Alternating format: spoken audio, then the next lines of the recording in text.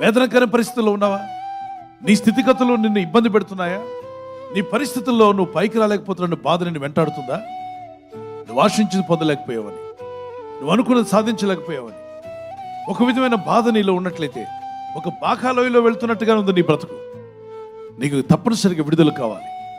ఆ బాకాలోయలో వెళ్తున్నప్పుడు ఆయన మీద నమ్మిక ఉంచి, ఆయన మీద ఆధారపడి ప్రార్థన చేస్తే ఆ బాకాలోయలో కూడా అది దాన్ని దేవుడు దీవెనకరంగా మార్చేస్తాడట. అంటే నీకు ఉన్న లోయ స్థితినే మార్చేయబోతున్నాడు దేవుడు. నీకున్న పరిస్థితుల్లో దేవుడు నీకు జయం ఇవ్వబోతున్నాడు.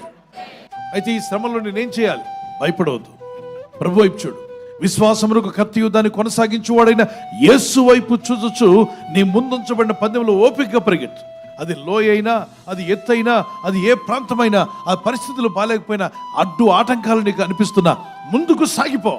నీ ప్రభు నీ ముందు నిలబడి నిన్ను బలపరచడానికి సిద్ధంగా ఉన్నాడు.